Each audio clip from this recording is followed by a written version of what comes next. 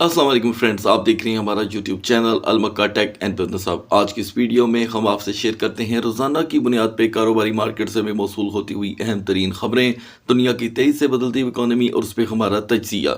इसी के साथ आपको आगाही दी जाती है कि नेक्स्ट वर्ल्ड वॉर तक बिटकॉइन और इथीरियम की फंडामेंटल सूरत हाल यहाँ पर क्या रहेगी विद द टेक्निकल एनालिसिस। तो दोस्तों, ये हमारे एनालिसिस ठीक 12 घंटों के बाद यहाँ पर हो जाते हैं एक्सपायर। खैर दोस्तों, आज है कारोबारी हफ्ते का दूसरा दिन और मार्केट यहाँ पर एक मरतबा फिर से CME गैप यानी कि सेटलमेंट जो मार्केट के प्राइस की होती है उसके बाद एग्जैक्टली अपने पुराने वाले लेवल पे आन खड़ी है। Behind the screen tweets, messages और दोस्तों वेबसाइट्स के ऊपर बड़ी बड़ी स्टेटमेंट का सिलसिला जारी है ट्रंप गवर्नमेंट का, ठीक है। और जैसे ही कोई पॉजिटिव खबर आ रही है, मार्केट उन खबरों के साथ साथ अपना रुख बदल रही है। अगले 3 दिन बहुत ही अहम होने वाले हैं, क्योंकि दोस्तों अगले 3 दिनों में क्या होने वाला है वो आप जानते हैं और आगे चल कर के उसका भी तजिया होगा। कैपिटलाइजेशन और दोस्तों यहाँ पर डोमिनेंस एक मरतबा फिर से डाउनफॉल का शिकार हुए हैं, लेकिन स्टेप बाय स्टेप तमाम इन्फॉर्मेशन आगे चल करके आपको फराहम की जाएगी और साथ कॉइन्स का तजिया। ऐसे में आपने क्या करना है, वीडियो को करना है लाइक, चैनल को करना है सब्सक्राइब। अगर आप चाहते हैं कि आने वाले दिनों में आपसे हमारी किसी भी कैम वीडियो का नोटिफिकेशन मिस ना हो तो बेल आइकन के बटन के साथ साथ ऑल के बटन को भी क्लिक कर दीजिएगा। तो गाइस, कल का हमारा सवाल था कि क्या ये क्रैश पहले से ज़्यादा वर्स्ट होगा, तो तकरीबन 25% हमारी ऑडियंस ने कहा है कि जी, और 75 का कहना था नहीं, 75 का कहना था कि ये फिर रिकवर कर जाएगी। तो दोस्तों, ये आप व्यूवर्स का रिप्लाई था। अब आप मेरी राय जान लें, क्योंकि सभी व्यूवर्स की डिमांड है कि आप अपनी राय ज़रूर दिया करें। मेरी राय दोस्तों आप बार बार भूल जाते हैं। मेरी राय है कि जहां पर पॉजिटिव ट्वीट आता रहेगा मार्केट पंप होती रहेगी, जहां पर इनके अगेंस्ट कोई भी नेगेटिव ट्वीट आता रहेगा मार्केट डंप करती रहेगी। ये है दोस्तों मेरी ज़ाती राय। आप इसे देखकर और खबरों के मैदान में यहाँ पर आपको मैक्सिमम पूरी तरह अलर्ट रहना होगा। तो दोस्तों, BTC एक बार भी अपने आप को इस तमाम सेशन में रिकवर नहीं कर सका, बल्कि हमने 82,500 का डिप देख लिया है। दूसरी जानिब आप जानते हैं कि इथीरियम के ओनरशिप यहाँ पर चेंज होने की बातों की वजह से इथीरियम जो है पिछले एक माह से एक्स्ट्रा लो था और आज इसने $2004 तक का बड़ा लो फ्राहम कर दिया है।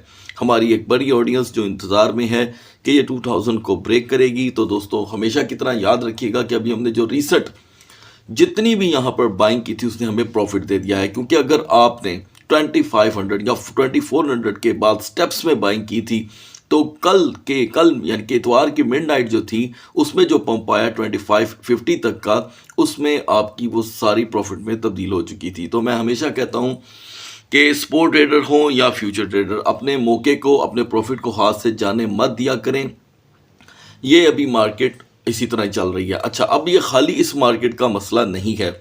बहुत से व्यूवर्स का ये मानना है कि ये मार्केट ऐसे करती है, ये ज्यादती करती है। दोस्तों, आपको मालूम नहीं कि गोल्ड की मार्केट जिसकी तारीख इतनी पुरानी है कि बहुत से व्यूवर की 7 पुश्तें, किसी की भी 7 पुश्तें, उससे भी पुरानी उसकी हिस्ट्री है, ठीक है, हज़ारों साल। कल गोल्ड की मार्केट फिर यहाँ पर पंप कर गई, जिसके प्राइस में $110 तक पर औंस की कमी थी। कल से लेके अब तक दोस्तों गोल्ड की मार्केट 2900 में एंटर हो चुकी है। तो इस तरह एशियन कंट्रीज़ के अंदर और पूरी दुनिया में गोल्ड फिर से एक मरतबा तेज़ी से महंगा हुआ है, और जबकि पिछले दिनों वो गिर गई थी मार्केट। एक हफ्ता उसकी मार्केट बहुत बुरी तरह कोलैप्स रही। तो दोस्तों, यहाँ पर ट्रंप के टैरिफ की बातों ने पकड़ के लोगों को, दुनिया को, ट्रेडर्स को हिला कर रखा हुआ है।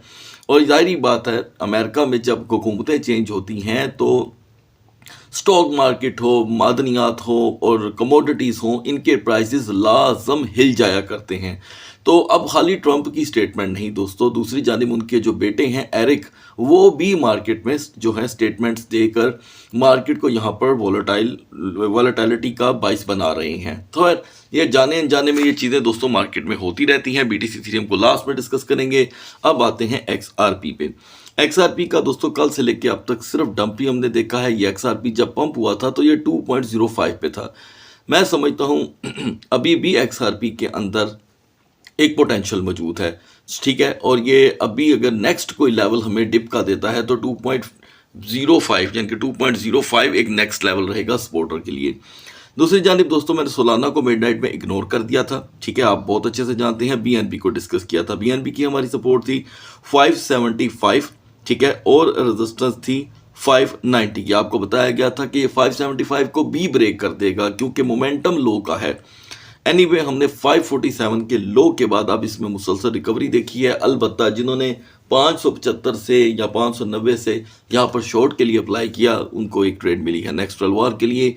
बीएनबी की मेजर सपोर्ट है guys 550 and max resistance 572। Now Solana यहाँ पर दोस्तों 132 का मेजर लो लेकर के आया है, एग्जैक्टली वही जहाँ पर ये था, और इसने सारी हदें यहाँ पर ब्रेक कर दी हैं। ऑब्वियसली अभी ये तकरीबन $39 के पंप के बाद यहाँ पर डंप हुआ है। तो वो व्यूवर्स जो हमें इस वक्त देख रहे हैं वो बहुत अच्छे से जानते हैं, हमारे डिस्कॉर्ड ग्रुप के मेंबर्स भी, मैंने उन सभी को यहाँ पर राब्ता करने पर अपडेट कर दिया था कि दोस्तों सोलाना वापस आएगा अपने प्राइस के ऊपर, ठीक है। तो मैं यहाँ पर आपको बता रहा हूँ कि सोलाना अब अपनी सेफ जोन से निकल चुका है। इसकी जो सेफ जोन थी वो 140 से 145 थी। अगर हम मज़ीद यहाँ पे खड़े रह जाते हैं तो हम आसानी से मज़ीद $3 से $5 का लो देख सकते हैं। Max recovery 141। नाउ डोज में दोस्तों हमारी एंट्री थी 0.2080 की, हम उसमें एंटर हुए और डोज एक मरतबा भी पंप नहीं कर सका, यानी कि 1854 तक का हम लो देख चुके हैं, जबकि हमारा जो एग्जिट लेवल था वो था 0.1980 का। अब बात करते हैं नेक्स्ट 12 आवर की। तो दोस्तों डोज की यहाँ पर लास्ट सपोर्ट है 0.1930 यानी कि 0.1930। हम इसको भी रिकवर नहीं कर पाते तो आप 0.1890 तक का नॉर्मल लो देखेंगे और मैक्स रिकवरी है इसकी 0.1950 की। ये चीज़ें अपने ज़हन में रख लीजिएगा दोस्तों। यहाँ पे पाई टोकन की हुई है एंट्री, ठीक है जी। पाई टोकन यहाँ पर अचानक से टॉप 100 के अंदर एंट्री मार चुका है।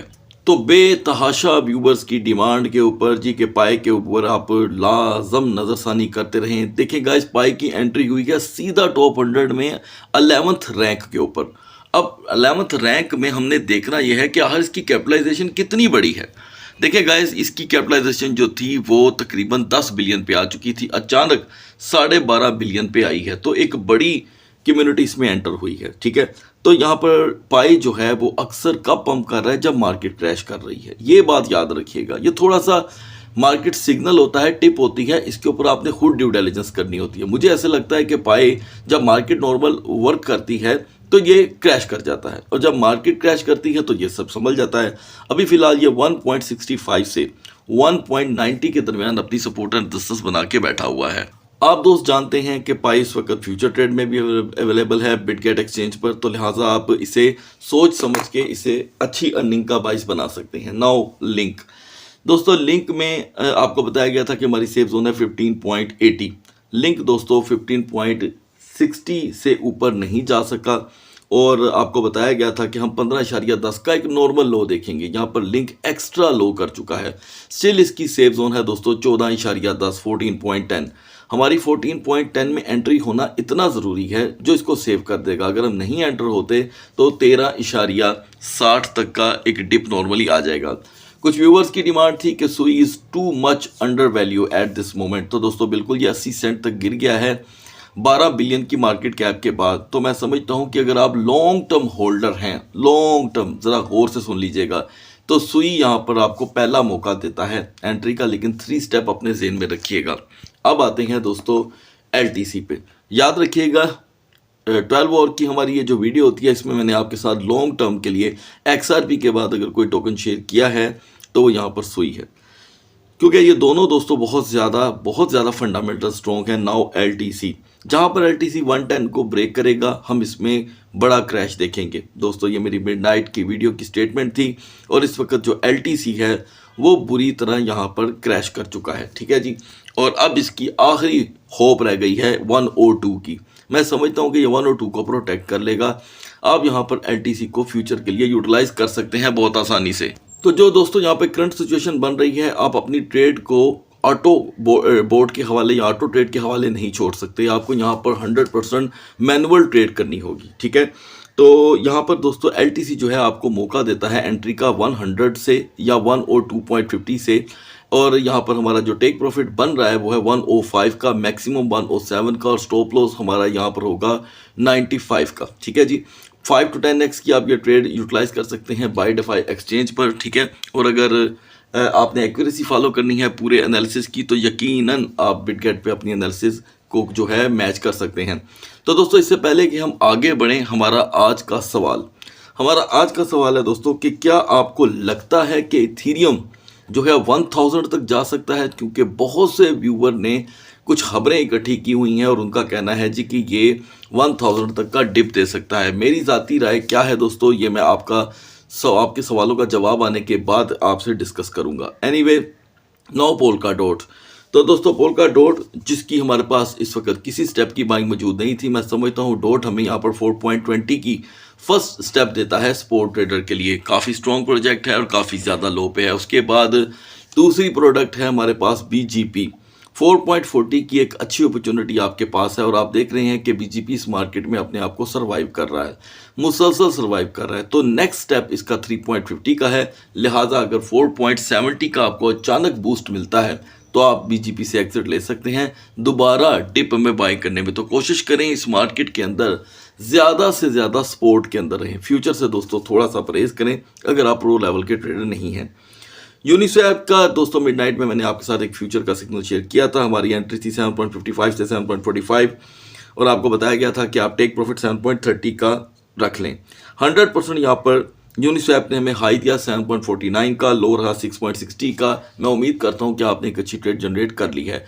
आप इसे फिर से यहाँ पर फ्यूचर में यूटिलाइज कर सकते हैं। एंट्री 6.60 टू 6.75 है दोस्तों एंट्री, और जो एग्जिट लेवल होगा यानी कि टेक प्रॉफिट वो है 6.90 6.95 का। स्टॉप लॉस ऑब्वियसली आप इसमें मॉडरेट किस्म का सूटेबल रहेगा। अब तीसरा टारगेट हमारा जो फ्रेशली यहाँ पर अचीव हुआ है वो पेपे का है 5072। देखिए दोस्तों आपको क्या ज़बरदस्त एंट्री मिली है पेपे में 5072 की। कहाँ पर ये ट्रेड हो रहा था? 5085 पे। तो ये फर्स्ट स्टेप है दोस्तों, याद रखिएगा, दिस इज फर्स्ट स्टेप। ऐसे में दोस्तों लास्ट हम डिस्कशन करेंगे यहाँ पर टाओ और ओंडू में। ओंडू यहाँ पर आपको फर्स्ट एंट्री प्रोवाइड कर रहा है और टाओ जिन दोस्तों के पास 305 की बाइंग है, ये फर्स्ट स्टेप था, उनको अभी फिलहाल सेकंड बाइंग के लिए यहाँ पर एक बड़ा वेट करना होगा। ठीक है, अब बढ़ते हैं BTC और इथेरियम के कैंडल चार्ट की तरफ। So guys now we are on the chart of BTC। दोस्तों अगर हम यहाँ पर बिटकॉइन की परफॉर्मेंस को गौर करें तो ये मुसलसल डाउन कर रहा है और अपनी हर तरह की सेफ जोन से ये बाहर है।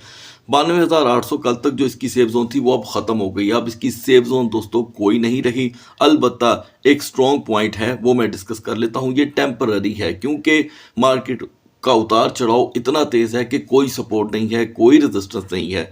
सपोर्ट टेम्पररी सिर्फ काउंट होगी यहाँ पर, वो है 85,800 से यानी कि 85,800 से 86,500 86,500। ये इसकी एक वक्ती और फर्जी और समझ लें कि आर्टिफिशियल सी एक इसकी सेफ जोन है।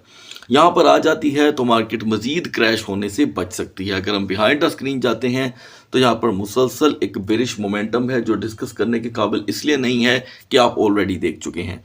तो दोस्तों ये रही एक शेप, एक अप एंड डाउन ये मार्केट ने हमें दिया है। हम यहाँ पर 83,800 तक ही रह गए सेकंड ट्रेडिंग सेशन में, तो मार्केट आपको 700 से 1200 तक का मजीद लो दिखा सकता है। इससे ज़्यादा क्या लो होगा ये हम डिस्कस नहीं करेंगे।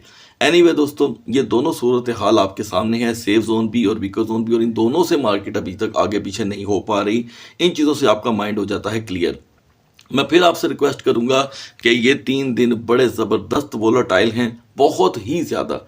एनीवे गाइस हेल्पफुल टोकन हमारे लिए यहाँ पर सोलाना और BNB है। बढ़ते हैं इथेरियम के कैंडल चार्ट की तरफ। तो दोस्तों आप देख रहे हैं कि BTC से कई गुना ज़्यादा इथेरियम वीक पड़ रहा है। 2250 2280 इसकी सेफ जोन थी, एक बार भी ये अपनी सेफ जोन की तरफ गया ही नहीं। ठीक है जी, ये बात क्लियर हो गई। और मैंने आपको कहा था कि अगर इसने दिन का आगाज़ 2185 से ही किया तो ये क्रैश कर जाएगा। तो देखें इसने अपने दिन का आगाज़ 2175 से किया है, कोई फ़र्क नहीं पड़ा रात के प्राइस में। तो यहाँ पर एक बिरिश हैमरहेड बनी है, शेडो उसका अच्छा खासा डाउन है। 2004 का लो देखने के बाद मार्केट ने जस्ट यहाँ पे एक नाम की रिकवरी की है, एक सपोर्ट बनी है, वो भी बिहाइंड द स्क्रीन। याद रखिएगा कि अगर हमने 2060 और 2080 2060 एंड 2080 से अगर अपने सेकंड ट्रेडिंग सेशन का आगाज किया तो मे बी चांस है कि इथेरियम फिर से 2020 2010 का लो प्रोवाइड कर दे, और यहाँ पर जो समा यही रहा तो ये 2000 को ब्रेक कर सकता है, याद रखिएगा। और मैं समझता हूँ कि सेफ जोन जो इसकी 2250 2280 थी वो बहुत दूर रह गई है। स्टिल मैं समझता हूँ कि रिकवरी के लिए इसे 2180 तक की रेजिस्टेंस चाहिए और वहाँ पर स्टे चाहिए। सेकंड ट्रेडिंग सेशन बहुत ज़्यादा इंटरेस्टिंग हो सकता है दोस्तों। और इथीरियम से रिलेटेड इस वक्त जो मैंने आपको एलडीओ टोकन की सूरत हाल बताई थी वो 100% कामयाब रही है। मैंने आपको बताया था कि एलडीओ अब अगला लो आपको आसानी से जो कि है प्रोवाइड कर देगा $1 का, तो आप जा करके देख सकते हैं। ये एलडीओ का अब तक का सबसे बड़ा डिप है। फिलहाल आइडियल टोकन यहाँ पर दोस्तों बीजीपी है, ज़हन में रखिएगा। अगली वीडियो तक अल्लाह हाफिज़।